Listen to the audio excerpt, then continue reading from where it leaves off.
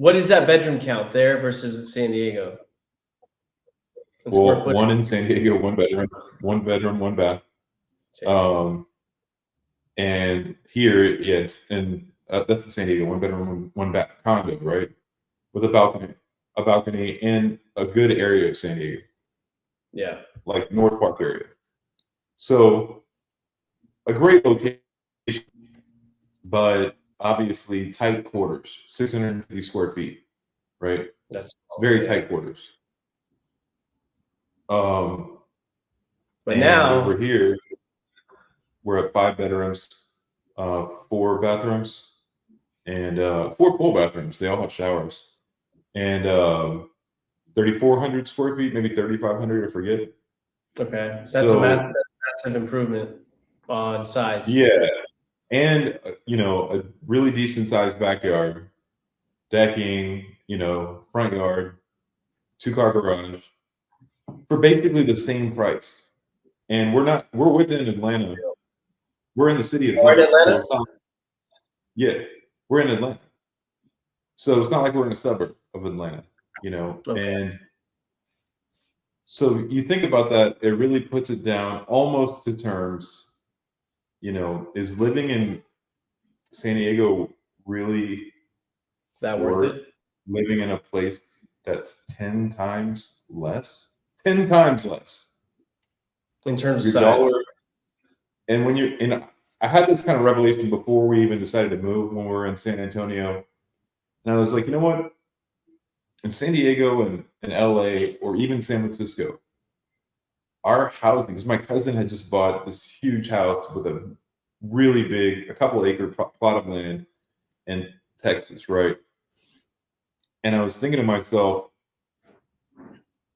we don't get paid 10 times as much in San Diego. No. Like most people are barely like able to survive. You need someone else in San Diego and Southern California. If you don't have a solid roommate or you're in a relationship with someone that you live with, you're not going to survive unless you're like the top 10%, top 15%. Right. You're just not going to be able to survive. But let's remind the audience, you love San Diego, right? Like, has that changed now? Are you okay living there? Like, do you like living in Atlanta now, considering everything you just said? Like, if you had the choice to move back to San Diego, let's say have an extra bedroom, would you still choose San Diego because you love it so much, or would you stay in Atlanta considering you have a bigger place now and cost of living? It's honestly really hard to say, but I will say that my love of San Diego is really reflective of like 2013, 2014. I think, even before we knew we were going to move, I started to feel like the middle class was being squeezed from the bottom and the top. Just to go back to my other point, the cost of living compared to the income ratio is among the worst in the country. And then, so not only do you have to worry about this growing homeless population that $20 billion is getting thrown at from the governor, but you feel like you're getting squeezed from every direction, every price, all the prices are increased every direction, whether you're getting food at the grocery store. I just felt like the squeeze was so strict on us that we were starting to get to a point to where I don't want to say we weren't comfortable. It's just unless we substantially increased our income to the point to where we were, and we have actually, but it would just have to be such an amount that I'm going to be living kind of close to Anthony Rendon. You know what I mean? Like, when we talk about it takes money to make money, it's not a crazy thing that he purchased that house. He's literally about to pay off that house with the investment itself. Get it. It's going to happen in less than a decade, right? So that house is going to pay for itself.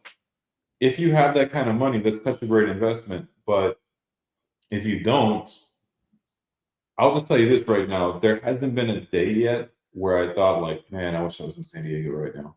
That hasn't happened. That's great news because I thought maybe you were going to miss it. But what you're saying about the middle class being squeezed, that's a sure thing happening all across the nation. Like, it's not just California or or places like New York or Texas. It's everywhere. But I think in places like where you're at, you feel the impact a lot less because of housing for the most part, because you still can't run away from inflation, but you can run away from stupidity of the governor, for example, raising the gas prices, making it harder for being a landlord or a homeowner or even a renter, and being around a bunch of homelessness and crime.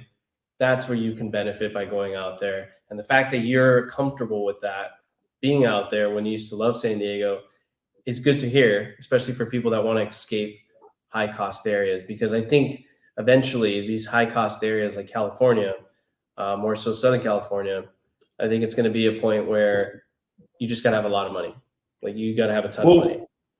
Well, I just want to kind of go back to what you just said, because my point is this. Yes, everywhere things are costing more money. Mm-hmm. But those places, you can still buy real estate 10 times less than you can in Southern California or San Francisco or Seattle or Portland, right? And do you think that most of those people are making 10 times less than most of the people in San Diego or in those places I mentioned? No, they're not. So the squeeze may be there. I'll tell you what I have noticed. The groceries cost almost the same as San Diego. Like I haven't seen a big hit there. The gas is way cheaper here. Gas is way cheaper. Most things, when I go to a retail store, it's the same price. It's not that much different, right?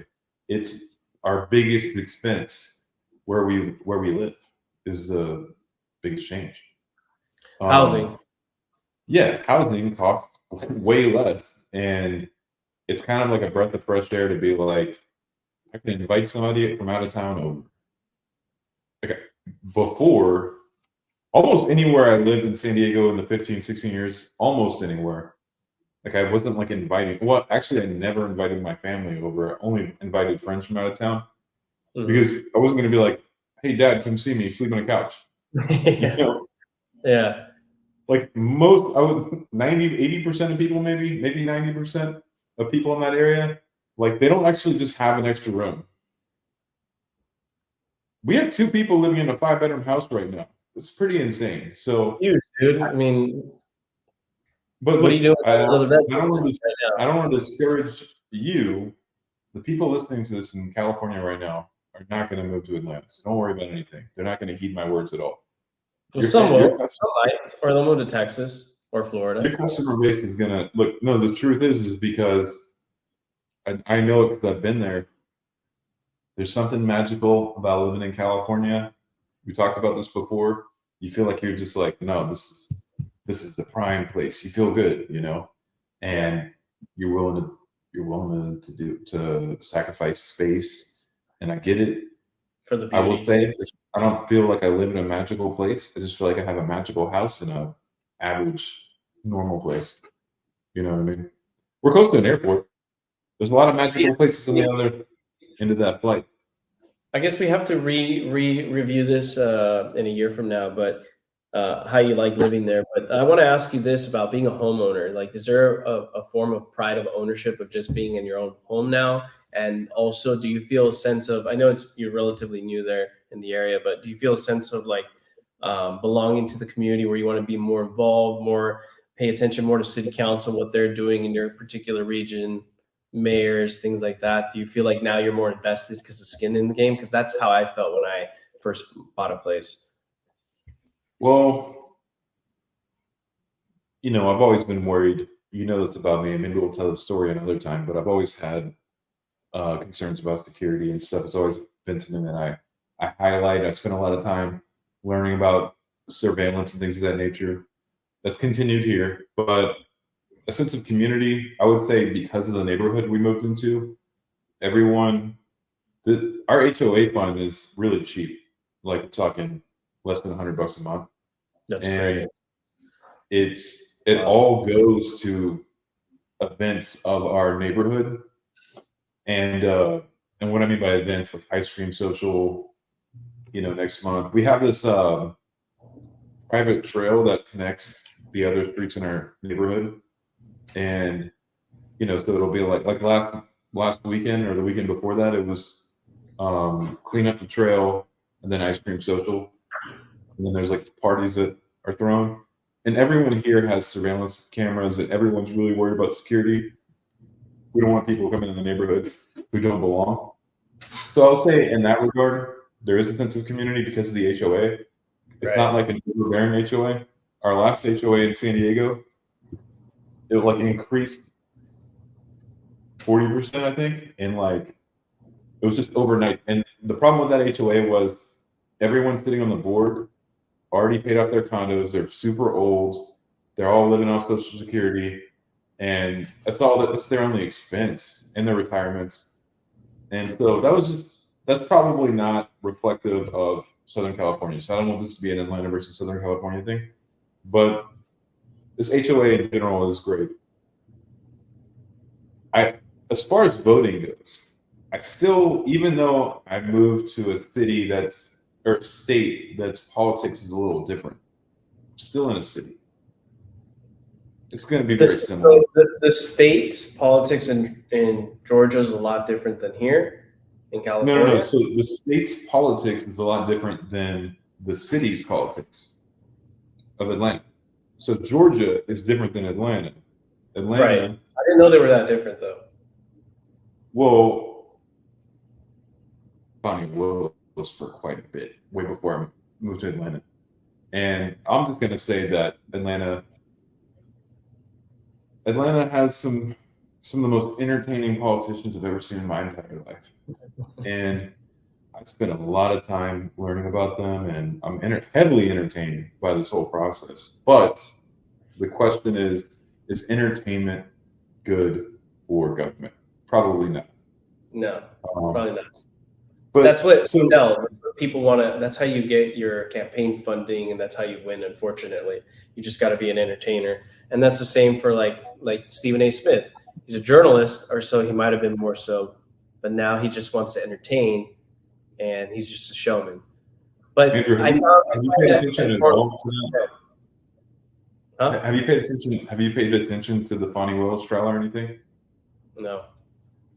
I mean, hey, a lot of people haven't, so I'm not saying that. But I would say that if you saw that, it's a different kind of entertainment. It's corruption like I've never seen it in my entire life. And it's hilarious. Are you finding yourself more involved? You said that you're looking into the Georgia politics because now you live there, but has that always been a thing, or do you find yourself even more interested in it because you live there? And if so, I think that's because you're a homeowner now, and you feel like I still feel involved in the politics. I'll research every candidate that I vote for, of course, but living in any kind of city with a large amount of people, I think that everybody ends up kind of thinking the same way. That just seems like what happens, right? Everybody ends up thinking the same way when you're in a city. And maybe everybody thinks the same way when you're rural. I'm not really sure. I haven't lived a rural life in my entire life. But how involved would I get? I really don't know. I feel like I don't. I feel like I'm, I guess, in Atlanta still. We'll put it that way. I'm still trying to figure out. I'm still using Google Maps to get to work. Right. I don't really recognize a lot of this stuff, so I'm not there yet. Will I get involved? I don't know. I think I'd feel better if we were like in a suburb. I would get more involved with that sort of thing. But for now, I'm just going to research the candidates and hope for the best. Well, when I say involved, I mean like literally just pay attention to what's going on. That's it, and vote, and that's it. Yeah. Okay. Yeah, and I am. And the one thing I thought about doing was doing Habitat for Humanity. You know what that is, right? Yeah. It's basically, for anybody who doesn't know, you can sign up for this program if you're a certain income threshold, and you have to build your own house. They'll give you the materials, they'll sign a project manager, and then you can sign up for it to volunteer to help people build their house. That's beautiful. That's great. Yeah, you just go for a day or whatever. It's going to be a 10-day build, but you can just show up for one of the days. But I figured it'd be a good place to meet people who also feel like giving back to people. So you're going to meet quality people, like people who are going to spend their time helping someone out. Right. And construction is pretty fun. So especially if it's not your full-time job. So I think it'll be a good thing. So that's one thing I'm going to be. So I would say for community involvement, that's kind of what I looked into. Is that? But Atlanta is gentrifying at a very quick rate, and in fact, we gained 25%. Sorry, we get $25,000 equity, like right after the appraiser came through and we closed. So it was almost an immediate gain in equity on our place. That's awesome. And the people who lived before us, they owned it. I think they bought it in 2019, and it increased 40% Damn, that's from a lot. 2020 to 2024. So I think we got a good spot. We have a lot of good neighbors. The HOA is designed. The HOA, the goal of the HOA is to ensure property value increases. So there's rules. Interesting. How do they do that? So there's like all the rules are custom around that, right? So one of the rules is you can't just have your garage open unless you're like getting your car in and out or something. You can't just leave your garage door open and like, show everybody your trash. And obviously painted colors, you have to get things approved. Like if you want to get a jacuzzi outside or a pool, you get all that approved. Right before we moved in, about a month before, there were squatters living next door. Blackstone owned the property, and squatters moved in. No, really? Yeah, and they had like 20-something dogs in there, and they were able to get the police to get them out, to force them out, because I think one of the squatters, if I'm not mistaken, assaulted someone in the neighborhood. And Blackstone it seemed like, and I'm not really sure, I haven't talked to the Blackstone representatives or anything, but it seemed like they weren't necessarily as, they weren't hurrying up on getting these people out. They seemed like they didn't care, from what I heard. Blackstone owned the property before the squatters got in there, or you're saying they bought it was like an investment property. You know what I mean? And so they were just like letting it sit there, right? Well, Brian Kemp just signed the law, that kind of dealt with a lot of the squatters' rights, quote unquote. And now there's been like a lot of people having to vacate these homes they've been targeting these investment homes to live in, because they know it's not going to be somebody's family coming to knock on the door or something. These are bankers that own this place that might not ever visit, right? And so I'm not really sure how that works. I don't think all these squatters are that very. They don't investigate that, and they're not. That's the way. But that is the way it's being covered. That is the way it's being covered right now. Is that where they were targeting it in Atlanta is investment properties. That's what the local news, 11 Alive said. So I don't really just make that up. But anyways, and it makes sense why you would do that. It would be a very smart strategy, because the worst thing is like someone's 9 to 5 who's like a property manager is going to come knock on the door. It's like you're not worried about that person. That person's not going to risk their life to get inside that home. You know what I mean? At best, they'll call the police, and the police will do it, right? So now that there's this law, there's been a lot of action going on. Anyways, the squatters own like 25 dogs. They left like 2 dogs in there when they left. Those dogs are unalived then. And the house smells like inside. I've never been inside. This is what I heard. But I know when we walk our dog around that, truly smells something happening there. You know what I mean? Dogs know that about other dogs. Anyways, I'm loving it. It's a good time out here. You're loving it. But no, I like living in a place that no longer has like these people can't just go into your home. Good. No, I think that's great. I think it's great that there's some pushback going on around the country where these squatters have to get out. Like it's a bunch of BS that landlords or even homeowners can't get people out of their own house. It's absolutely asinine of a situation, because this country was built on property rights, among many other things, freedom of speech. This is all very fascinating to me, because I believe like when you have a property that you're living at and you're planning to be there for a while, especially owning, you will pay obviously more attention to that particular area, region. It'll affect you. Do you find right, yourself but out I'll say in San this: Diego? I didn't find the same passion in the YSL trial, which is Young Thug, the rapper. I don't find the same passion in that one, and she's actually the lead DA on that one. But it's just not as entertaining to me. And so I would say that I honestly think I'm less. I don't feel like this is my home at the moment. Atlanta this is not giving me the homely vibes. I still feel like a visitor in the house of Atlanta, and I don't know. Maybe it'll change. I feel like I'm a guest here, but I'm a guest with some pretty sweet accommodations. Right. Yeah. I mean, I am worried about security just for the simple fact that I'm in an unknown place. When you're in an unknown environment, you should be aware. You should probably always be aware, to be honest. But that's my main focus right now, is making sure we have cameras, we have a great security system. Oh yeah, it's Georgia, by the way, so we have our Second Amendment here. It's pretty sweet. So that's something that's another cool thing about it. One thing I've actually been looking into is where the 2020 riots happened. I'm trying to figure out where those environments are. So and where those are, because I want to know if they happen anywhere near I live. Do they happen 2 miles away? Do they happen 3 miles away? I have no idea. What would that do to you if you find out they're like kind of close to your house that they were? That make you feel good or bad or? No, it would impact the focus I put on my security. Mm-hmm. It would be minded. I would look at it a little bit differently. I would just keep that in mind whenever I'm worried about security. It's like, oh wait, surveillance is not enough. Alarm detection is not enough. Do we have a way to keep people out of the bottom floor?